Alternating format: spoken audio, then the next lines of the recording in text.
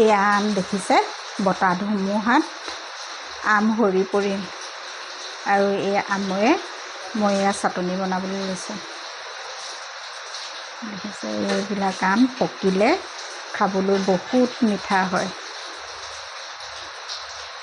ঢেৰ সৰিলে আম।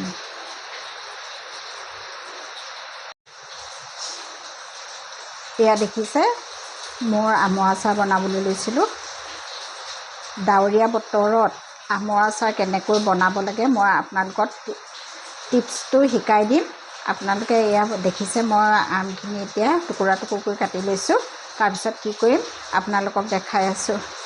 যিহেতু আমটো বহুত ডাঙৰ, দুটা আমৰ ইমানখিনি হৈছে, বাকীবোৰ আম এতিয়া কাক দিম কি কৰিম তেনেকুৱা লেখীয়া হৈ গৈছেগৈ।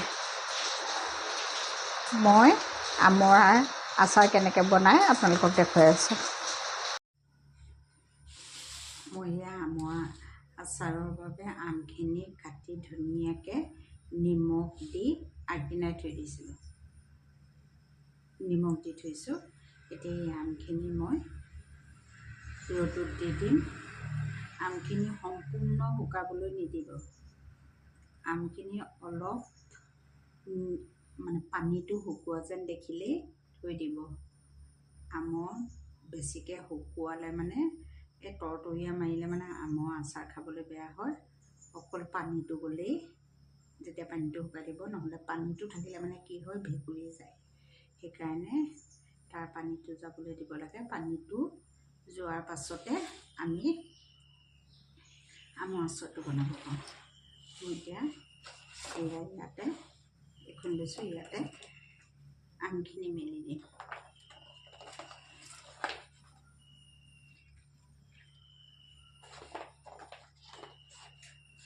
খালি ইয়াত নিমখ দি থৈছিলোঁ, নিমখৰ পানীখিনি ধুনীয়াকৈ সোমাই আছে ইয়াত।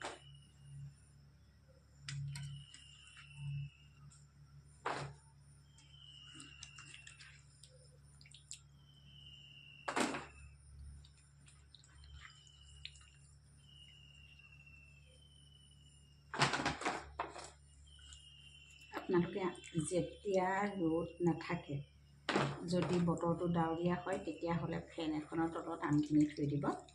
আমখিনি শুকাবলৈ, আমখিনি যেতিয়া পানীটো শুকাই যাব তেতিয়াই আচাৰ বনাব পাৰিব।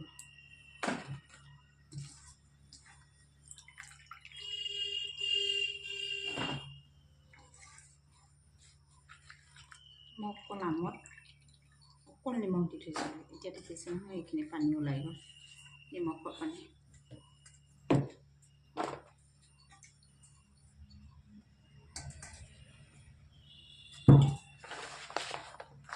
এতিয়া ধুনীয়াকৈ মেলি দিব লাগিব।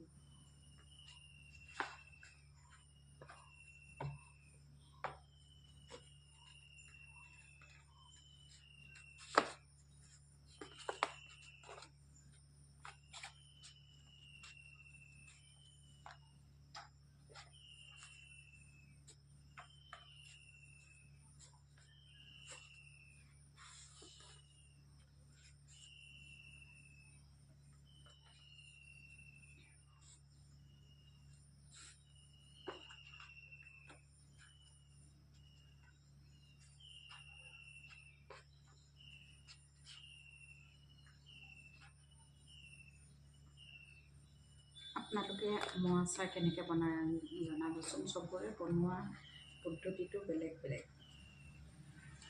কিছুমানে আম বনায়, মোক বহুতে কয় আমি আম বনালে আচাৰখিনি গেলি যায়, আপুনিনো কেনেকৈ বনায় শিকাই দিবচোন। আচলতে এই আমৰ আচাৰ বনাওঁতে এইখিনিত পানী থাকিব নালাগিব, শুকান হ'ব লাগিব। শুকান হোৱাৰ পিছত কি পদ্ধতিৰে বনাই মই আপোনালোকক দেখাই আছোঁ।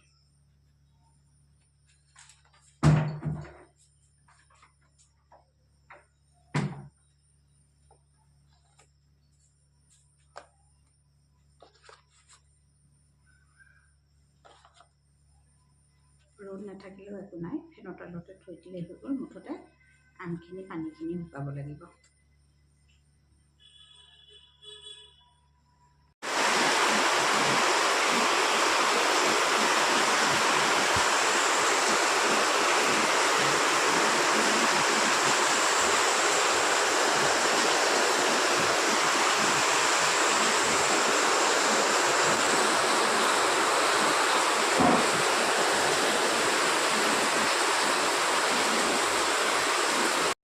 এয়া মই আমখিনি কাটি শুকুৱাই থৈ দিছোঁ আচাৰ বনাবৰ কাৰণে। ধুনীয়াকৈ সৰু সৰুকৈ পিচ কৰি থৈ দিছোঁ, অকণমানিকৈ পিচ কৰি থৈছোঁ, যাতে আম এচকল লৈয়ে আমি ভাত খাব পাৰোঁ বা কিবা ৰুটি খাব পাৰোঁ। এয়া মই আমখিনি কাটি শুকুৱাই থৈ দিছোঁ। আপোনালোকক এতিয়া মই কেনেকৈ আচাৰ বনাই এয়া দেখুৱাম।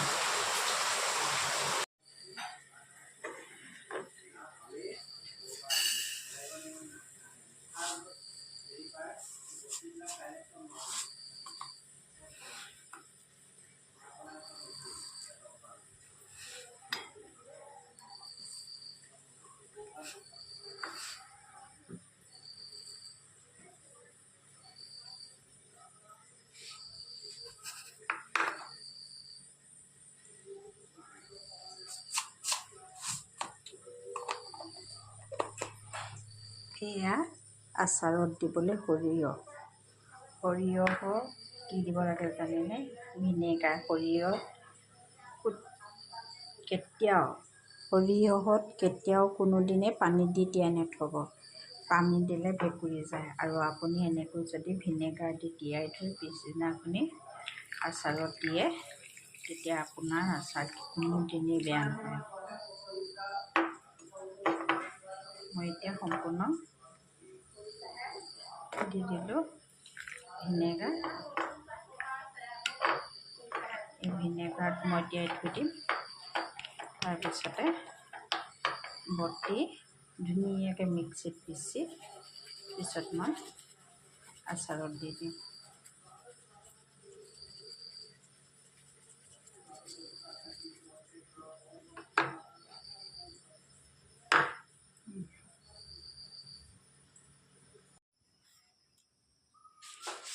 এয়া আমৰ আচাৰ বনাবৰ কাৰণে আমত কালি ৰাতি নিমখ দি থৈছিলোঁ। আমবোৰ অকণমান দহচীয়া হৈছে, খাই ভাল লাগিব। আপোনালোকে দহচীয়া আমৰ আচাৰ বনাইনে? জনাবচোন।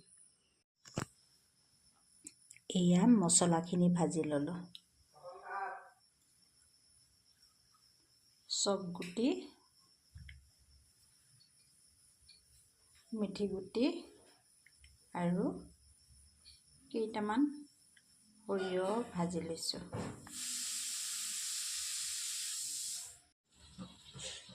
এয়া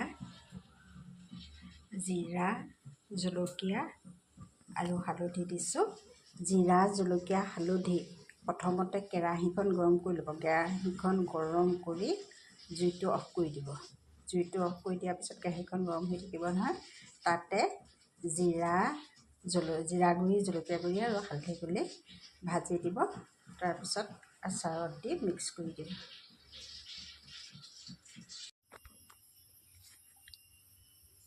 এয়া মোৰ আচাৰ হৈ গ'ল। মই শেষত কি দিলোঁ আপোনালোকক মই জনাম। আপোনালোকে মোৰ আচাৰ চাই থাকিব। আপোনালোকে একেবাৰে শেষত কি কৰিব, চব বস্তু মিক্স কৰাৰ পিছত তেলখিনি গৰম কৰিব। গৰম কৰি অলপ ঠাণ্ডা কৰিব। ঠাণ্ডা কৰি তাৰ পাছত আচাৰখিনিত মিক্স কৰি দি দিব। আচাৰ একদম মলমলাই থাকিব। মোৰ ভিডিঅ'টো কেনেকুৱা হ'ল আপোনালোকে লাইক কমেণ্ট কৰিবলৈ নাপাহৰিব। আৰু আপোনালোকে কেনেকৈ আচাৰ বনাই জনাবচোন। ধন্যবাদ।